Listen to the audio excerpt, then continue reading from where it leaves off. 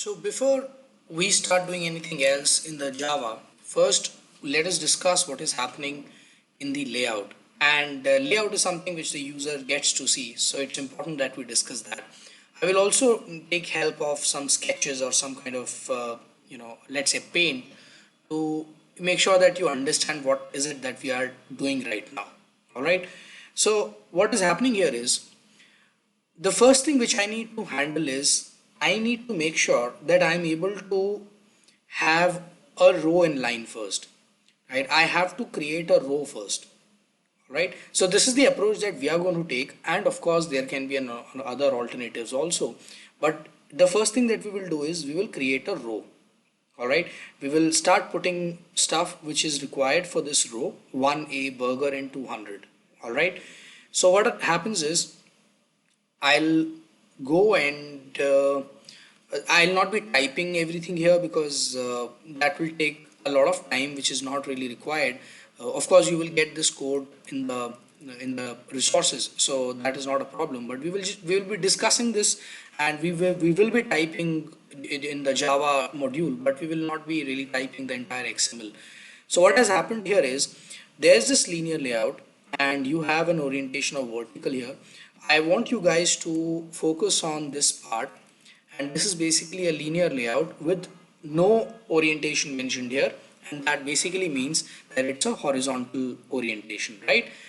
uh, and then you have a first text view, second text view, a third text view, a fourth text view. There is the text mentioned here, which is at string price, and we've basically made use of the values folder here, and this is the strings here.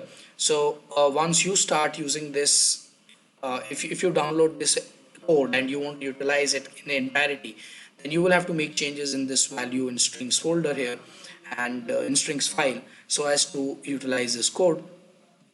So here what I've done is there is this text view, four text views, and all these text views are having the different names. So right now we just created the first row, that is serial number, product, category, and price. If I were to take you to the strings file, you will see that these four are mentioned here: serial number, products, category, and price. All right, so we have created the first row. All right, now let us go and see what else is there in that layout. The first row has been created, and the names have also been given. That is basically the header which was required. And now here we have a list view. uh, List view has the IDs there and other details are there. Now let us go to our this is activity underscore main, and then let me show you what is happening in other layout that I have designed. The other layout is the linear layout, and this basically has the one row in itself. This is the layout which we will be using to show the details of this entire table.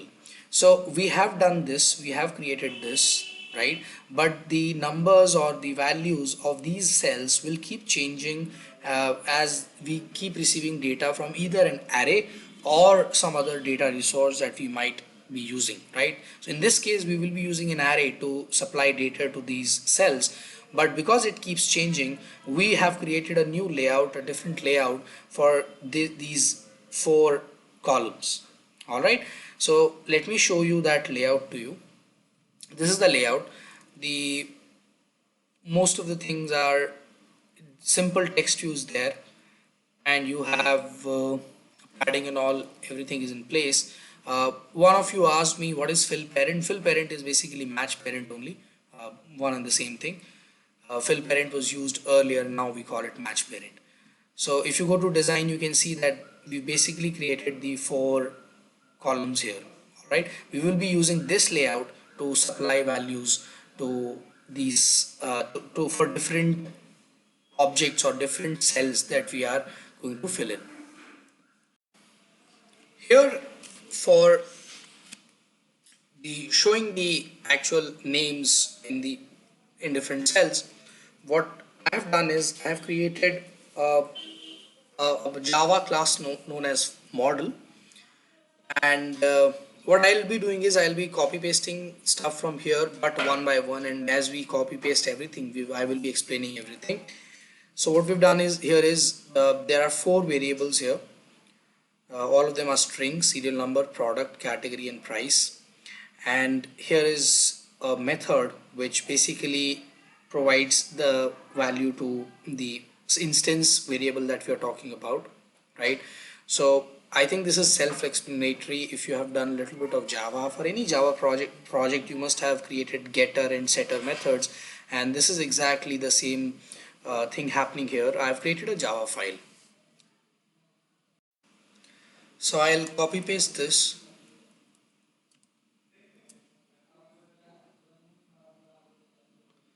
and make a Java file here.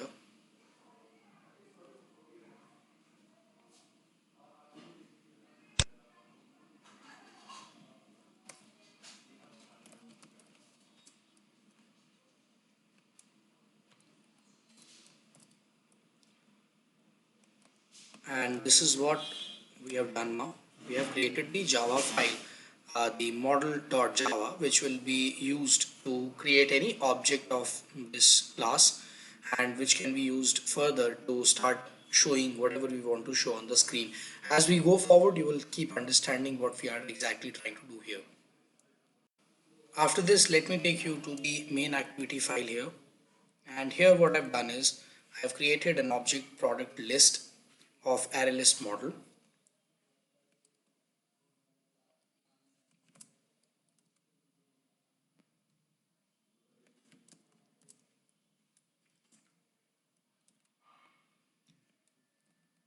After this, you have a list view, which is getting defined here. List view is a class. I made an object, and then you have list view r.id.list view. If I go to my, this is list view, I will find it in activity underscore main, and this is here, right? This is, we have already done this, so I can now say that this is the list view here. Sorry. So this is the same list view that we found there. And here there's this list view adapter that is getting defined here. I'm also giving a reference to this list view adapter, this comma product list. This product list is same as this one. All right. And here in list view object L view dot set adapter adapter. All right. And here finally populate list. Now populate list must be a method which is defined somewhere below. So let's visit that method. But before we visit this method, I will talk about this a little bit. What exactly is happening here is, I completely forgot that, I should not be so fast in this. So what really happening here is that I have made a class here, list view adapter, which we will be discussing in some time. And I made an object of it, and then I'm basically passing on some input parameters to that class to make an object out of it. And once you look at that class, you will be able to understand what exactly is happening here. In a lot of cases, what happens is you can implement an adapter while being in main activity only, but a lot of times you will also want to define a separate adapter, and then you utilize that adapter to make the data show up on the screen, right? So this is what really is happening here. We have created an adapter, a different class has been created, and here I'm just setting this adapter here with the set adapter method. All right, so we will look further into this once we discuss about list view adapter. But for now, what you can understand is that in these two lines I am basically inserting, or rather connecting, my adapter to my data here. All right, and now we will look at the populate list method. Populate list method is here at the bottom. And here what is happening is I have created 5 objects of model class, and the objects are basically being used. I'm using a constructor here, and through constructor I'm adding the items here. All right, and here you can see that after this what happens is to the adapter object that I have created here, this one, I'm also putting a method there, notify data set changed. We don't really require this method here. Let me go and show you what exactly this method does. Notifies the attached observers that the underlying data has been changed, and any view reflecting the data set should refresh itself, right? So this is basically required when we have some data changing inside the view, which is not happening in our case, so we don't really require this. But I've mentioned it there because most of the times in such table, or rather in such columns, lists, you might require this method there. So I'll remove it for now.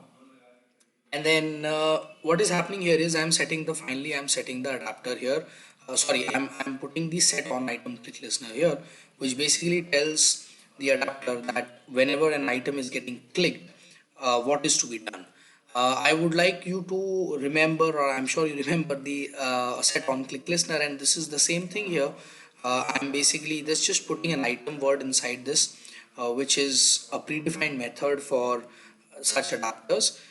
And here what is happening is below I am putting on item click with these input parameters. So whenever an item gets clicked, I'm basically overriding this method. So you can go here in the code and click on override if you have to type this. Finally, I am taking the string. I'm making the four variables pass, give the value as text view find view by id, r.id.serial number, get text to string, right? This is an entire text view which is now converting into get text, and here it is converting into string. The same thing is happening in all the four variables. And this is the toast dot make text, the toast which you saw whenever I was clicking on one of the rows. Now what exactly is happening here? What is happening here is I'm storing the date value of the text field that has been clicked in four different strings, 1 2 3 4, and I'm using these four different strings to display it in the toast message, right? So which basically means that whenever we click on one of the items of the row, uh, whenever I click on one of the items of the row, let's say I clicked here, at that point in time this item click listener will get activated, and I will be that click will be passed on to this method, and that method will detect which is the view that has been clicked. You can see here one of the input parameters is view. It will detect which is the view that has been clicked, and once it finds out which is the view, it will put r.id.serial number.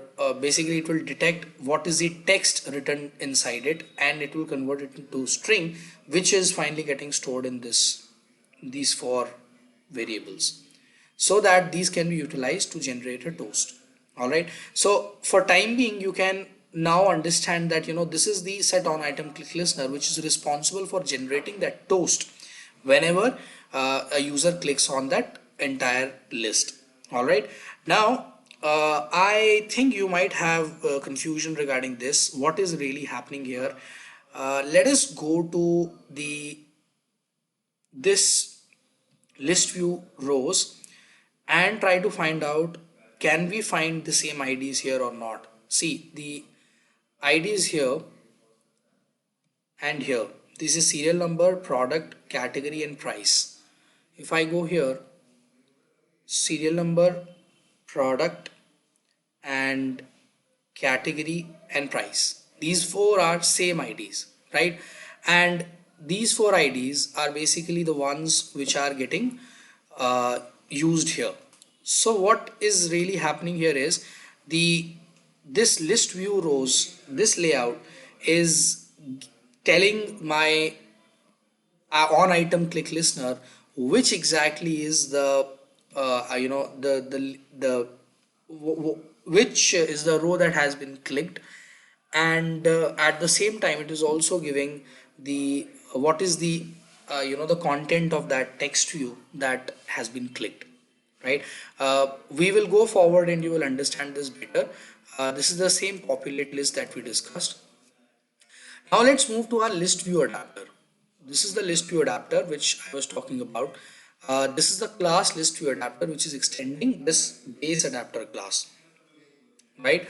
And we have created an object of activity also. This entire app is very I mean, this has got a lot of dynamic functionalities inside it, and that's why we have created activity and activity here.